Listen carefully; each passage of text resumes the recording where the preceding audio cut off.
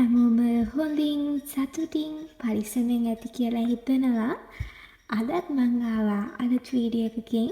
ඉතින් මං දවස ස්ටඩීස් එක්ක කොහොමද ගත වුණේ කියලා අදත් ඔයාලත් එක්ක ෂෙයා කරගන්න හිතුවා.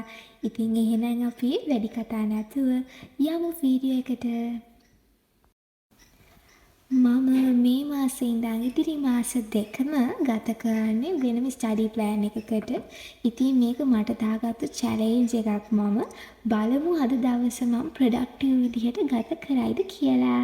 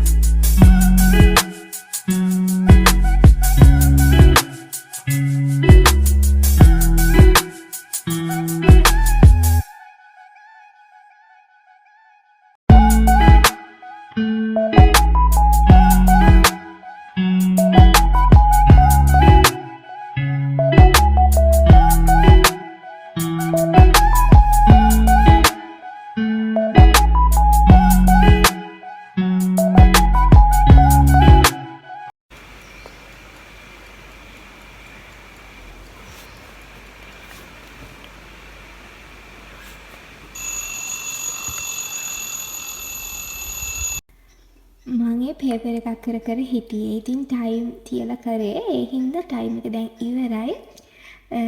පේපර් එක ඉවර කළා. මම දැන් ටී ටයිම් එකට තමයි ලෑස්ති වෙන්නේ. අවකාඩෝ වලින් මොන හරි හදාගන්නම් කියලා තමයි බැලුවේ. අම්මයි මායි දෙන්නම. ඉතින් අපි දෙන්න කනටුත් නෑ මේ වෙලාවේ. අතින් කොහොම හරි ජූස් එකක් හදාගන්න try කරා. ඔයාලට කියන්න අපේ අම්මත් එක්ක මම මේ හැමදාම ගොඩක් වෙලාවට ටී ටයිම් එක විතරක් නෙවෙයි දවසම ගත කරන්නේ අම්මත් එක්ක. ඉතින් මං හරිම වාසනාවන්තයි. අපේ අම්මා මගේ අදහස් වලට ගැළපෙන විදිහටම තමයි මාත් එක්ක ඉන්නේ. ඉතින් ඒක මට හරිම ලේසි. ඒ වගේම මගේ හොඳම යාළුවත් මගේ අම්මා. අම්මත් එක්ක ගත වෙන හැම වෙලාවකම හරිම ලස්සන වෙලාවක්. මොකද ඉතින් මගේ අදහස් දෙකම ගැලපෙන නිසා හරි ලේසි අපි දෙන්නට එකට ජීවත් වෙන්න. ඉතින් ඔන්න දැන් තියෙනවා අපේ රසම රස අවකාඩෝ එක. මේකෙන් අපි දෙන්නත් බීලා අප්පච්චිට තරම් තිබ්බයි ඉතින්. ඒක හිතුවට වඩා රසට ආවා හැබැයි. ඉතින් මේක බිව්වහම පොඩි නිදිමතකුත් එනවා වගේ දැනෙනවා. කමක් නෑ අපි බීලම බලමු.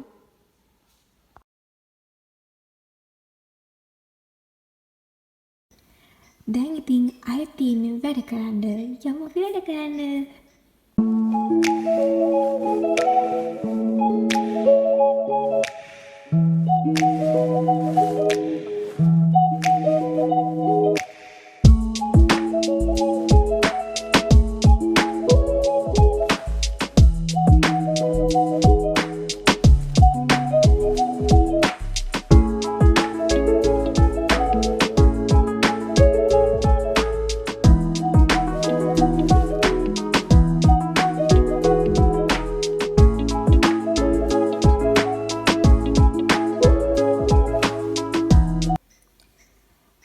ඇත්තටම මේ දවස්වල ගොඩක් බිසි. මොකද මාස 4ක් විතර තව එක්සෑම් එකද තියෙන්නේ.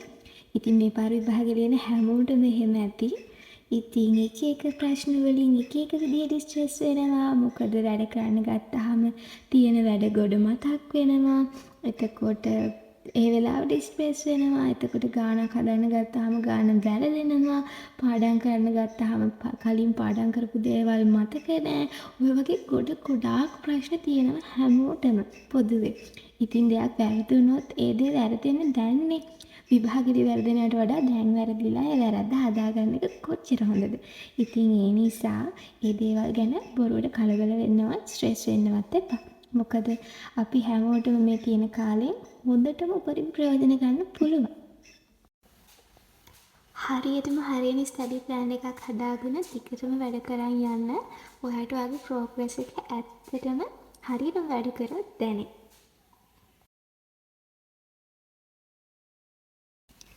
ඊට පස්සේ ඉතින් ගොන්න අම්මලා එකතු වෙලා ඉඳිආප්ප හදන්න ගත්තා. මේ මගේ ෆස්ට් ටයිම් තමයි ඉඳිආප්ප හදන. මොකද මං අනිත් දේවල් කරාට ඉඳිආප්ප හදලා නැහැ.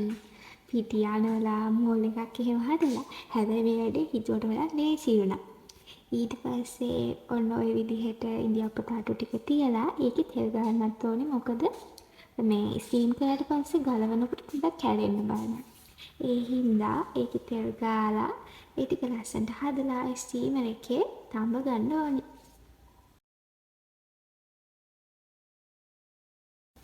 ඊට පස්සේ මටයි අම්මටයි හිතුණා ඔන්න ඔහොම උණු ඉඳිආප්ප එනකොට ඉඳිආප්ප කොත්තුවක් හලන්න ඕනේ කියලා ගෙදර තියෙන බඩු වලින් ටක් ගාලා මං ඉතින් හලන්න ගත්තා. රූණු, සුදු ලූණු, එතකොට කරපිංචා, ලීක්ස්, බොන්ජු ඒ වගේ පොඩ්ඩක් දේවල් ටිකක් දාලා 3-5 මිරිස් කුඩු, එතකොට ගම් මිරිස් කුඩු, කැලි මිරිස් කුඩු වගේ වලින් හදලා බලමු එහෙනම්. මුලින්ම කරන්න ඕනේ තෙල් ටිකක් දාන්න. ඊට පස්සේ තෙල් දාලා ඒකට සුදු ලූණු, කරපිංචා, රම්පෙ වගේ ඒවා දාන්න ඕනේ.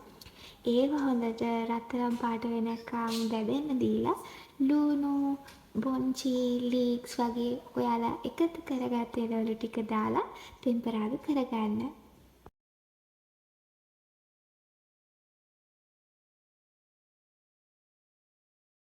ඒකත් හිතුවට වඩා හොඳටම ආවා. ඒකෙම අවුදු රහක් ආවේ.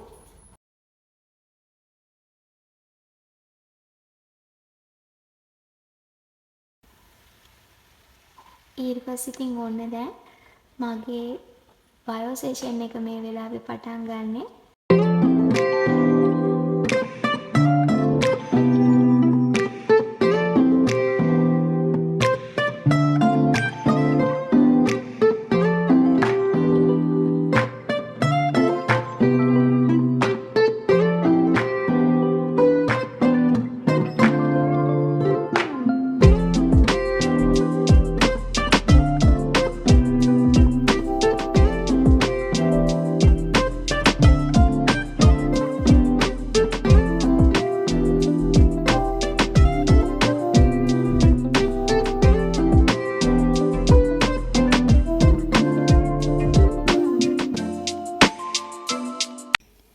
මේ දේ නම් කියන්නම ඕනේ. මොකද මට ඔයාලා දෙන අදහස්, යෝජනා, චෝදනා මං හැම එකක්ම හරිම ආදරෙන් බාර ගන්නවා. ඒ වගේම ඒ දේවල් වලින් වැරදි හදාගෙන ඉස්සරහට යන්න හුඟක් ආසයි මං. ඉතින් මට හැම දෙයකටම උදා කරන මගේ යාළුවෝ පිරිසක් ඉන්නවා.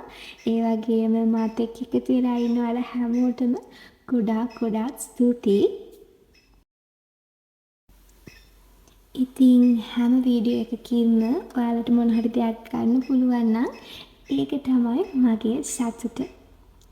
ඉතින් එහෙනම් තවත් වීඩියෝ එකකින් හම්බ වෙනකම් හැමෝටම පුදු සරණයි.